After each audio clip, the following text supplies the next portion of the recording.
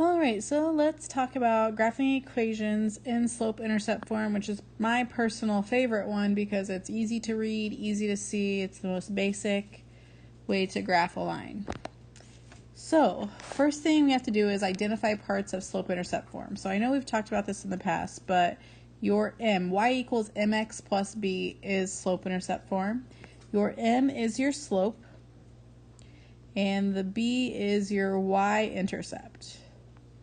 So y-intercept is where it crosses the y-axis, if you don't remember that. So on this one, you're just identifying parts of the slope-intercept form.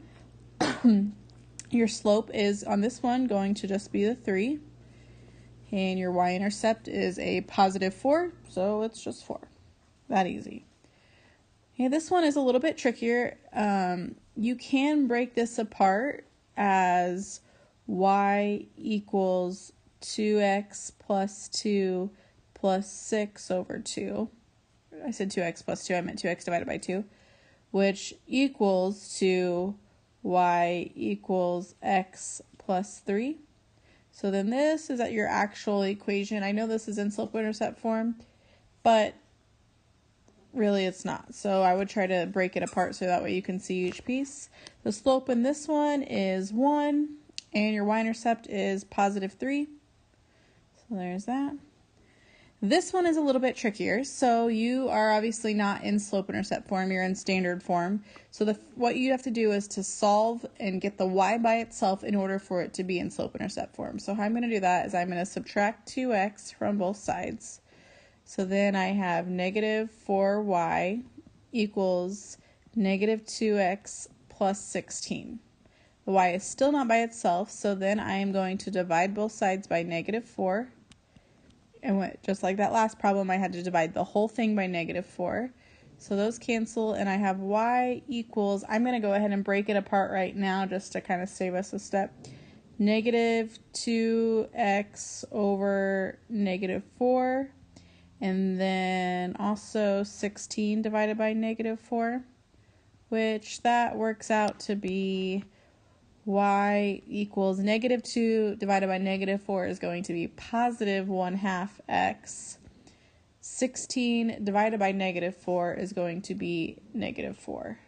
So on this one, your slope is going to be positive 1/2 and your y-intercept will be negative 4. So now we're going to do the opposite and write the equation. They gave us our slope, they gave us our y-intercept. So remember it's y equals mx plus b. So how you write this equation is y equals negative 2x plus 8. That easy. Okay, now we have to do a little bit more work. So we have a graph and we know certain pieces of it, but we know all of the pieces of it, but we're going to have to graph it in slope-intercept form. So first thing I always try to look at is your m, which is your slope, and your b. Can you see either one? I can see my b, which is my y-intercept, would be negative 3. Now my slope, there's a couple different ways you can do this. First I'm going to do the formula. So the formula for slope, remember, is y2 minus y1 over x2 minus x1. And I'm going to make this x1 and y1. And let's make this x2, y2. And remember, always label your coordinates. It makes your life easier. It's really easy to make a silly mistake. It takes you 2 seconds, just label them. So my y2 is going to be 3 minus my y1 is negative 3 over 4 minus 0. So 3 minus a negative, that chop, that becomes 6 over 4. That's a positive, which simplifies to what? 3/2. So your slope is 3/2. All right, I found my slope, I found my y-intercept. Now I just have to write it in slope-intercept form. So it would be y equals 3/2 x minus 3. And that's it. Next one, so we have an equation that, go back. So I also wanted to talk about this slope. So we said it was up 6 over, so the slope was 6 over 4. So you could also have just looked at the graph instead of doing your slope formula, or your formula for slope. You could have said, all right, I know this is going to be a positive slope. It's going up 1, 2, 3, 4, 5, 6. over 1, 2, 3, 4.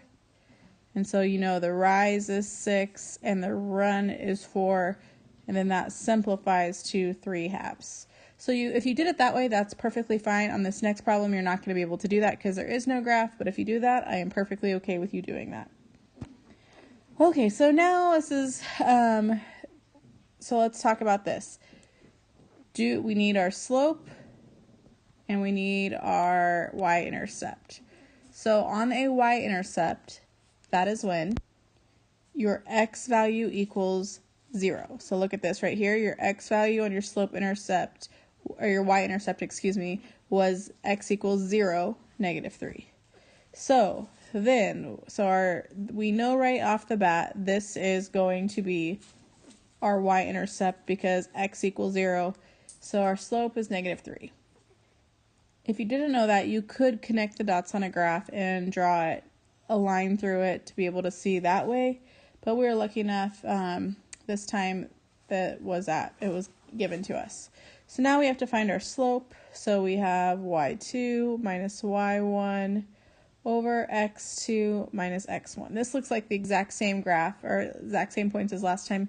So I'm going to switch it up and make this one x1, y1. Oops, I think I did it the same way. Oh well, it doesn't matter. x2, y2. Because remember I said to always label them. So I have 3 minus -3 over 4 minus 0. It is the same graph. So that would be 6 over 4, which is +3/2. So that's our slope. So then we would just do y equals 3/2 minus 3. And that is all I have for slope-intercept form. Thanks for watching.